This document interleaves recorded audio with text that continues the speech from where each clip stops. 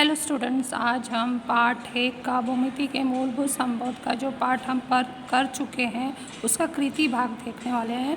कृति हमारे लिए बहुत ही महत्वपूर्ण है। हर पाठ से दो दो कृतियाँ करनी है। हर कृति का पहले कृति का ए और बी भाग होगा, दूसरे कृति का ए और बी भाग होगा और प्रत्येक कृति करने पर 2 या 3 नंबर मिलाकर एक कृति 5 नंबर, दूसरी कृति 5 नंबर, इस तरह से हर पाठ की कृति करके उसका औसत निकाला जाएगा। और ज्योमेट्री में कृति को और एमसीक्यू को मिलाकर 5 मार्क्स दिए जा रहे हैं और 5 मार्क्स प्रैक्टिकल पर दिए जा रहे हैं। इस तरह से भूमिति के इंटरनल मार्क्स में हमारा कृति और एमसीक्यू 5 नंबर और प्रैक्टिकल 5 नंबर, टोटल 10 नंबर के लिए हमें यह कार्य करना है।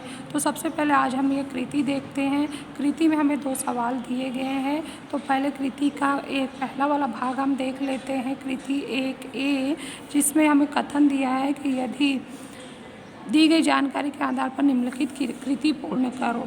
तो यहाँ पर दिया गया यदि रेखीय युगल कोण परस्पर सर्वांगसम हो तो प्रत्येक कोण समकोण होता है। इसमें हमें क्या करना है, स्वच्छ एवं नामांकित आकृति खींचना है। पहला काम दत्त लिखना है, दूसरा काम है, तीसरा काम साध्य लिखना है, चौथा काम दिए गए कथन का विलोम लिखना है। 4 काम इस कथन पर करना है। और हमने एक कथन देख रहे हैं कि यदि से शुरू हुआ है तो उससे एंड हो रहा है, तो ये सशर्त कथन है। अब डायग्राम बनाने के लिए चूँकि रेखीय युगल कोण वाला है तो सबसे पहले एक रेखा खींचेंगे और उस पर एक किरण बीच में से ले जाएंगे ताकि 2 कोण बन जाए। चूँकि ये दोनों कोण सर्वांगसम है, सर्वांगसम होने और साथ में ये समकोण आ रहा है तो हमें ये किरण सीधी ही खींचनी है और 2 समान कोण सर्वांगसम कोण समान हिस्से में बांटना है। और हमने नाम लिख दिया कोण ABD और कोण ABC।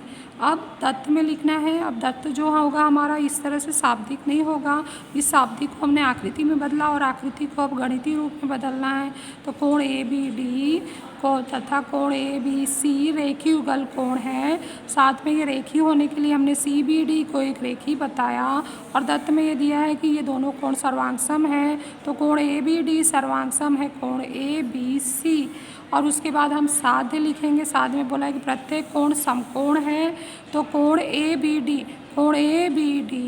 बराबर है कोण ABC बराबर है 90 अंश। माप कोण ABD बराबर माप कोण ABC बराबर 90 अंश। ये हमें सिद्ध करना है तो साध्य में आएगा। अब चौथा काम है कि कथन का विलोम लिखो। ये हमारा मूल कथन है। मूल कथन में ये पूर्वार्ध है और ये उत्तरार्ध है। उत्तरार्ध में हमारा समकोण शब्द आ रहा है, इसको हम पूर्वार्ध में ले जाएंगे अर्थात शुरुआर्ध में। और यहाँ पर हमारा आ रहा है सर्वांगसम शब्द, इसको हमें ले आना है उत्तरार्ध में, पूर्वार्ध को उत्तरार्ध में। तो इस तरह से हमारा इस कथन का विलोम तैयार होगा। तो चूँकि हमारे दोनों कोण कैसे रेखीय युगल कोण, तो हम शुरुआत यदि यही इसी से करेंगे। यदि रेखीय युगल कोण के प्रत्येक कोण, यहाँ देखो ये एंड में लिखा है उसको आगे ले रहे हैं, प्रत्येक कोण समकोण है तो वे 2 कोण परस्पर, ये देखो आगे है उसको एंड में ले रहे हैं, परस्पर सर्वांगसम होते हैं। तो इस तरह से हमने इस कथन का विलोम लिख दिया है। तो बच्चों हमारा ये कृति 1 ये भाग पूरा हुआ, इसका स्क्रीनशॉट ले लो। अब हम 1B की ओर चलते हैं। 1B में हम देखते हैं कि हमें ABC 3 बिंदु एक रेखी दिया है। डिस्टेंस AC 18 है, डिस्टेंस BC 7.5 है। तो डिस्टेंस AB ज्ञात करने के लिए कृति पूर्ण करने के लिए बोला है। तो कृति तो आधा भाग इसमें लिखा होता है, आधा भाग हमें सोच समझ के सही उत्तर लिखना होता है। तो जब हम देखें तो ये ABC मध्यता का रूल दिखाई दे रहा है, B मध्य में है, 2 छोटी दूरियाँ बराबर बड़ी दूरी के बराबर होगा। तो distance AB plus distance BC बराबर होगा डिस्टेंस AC।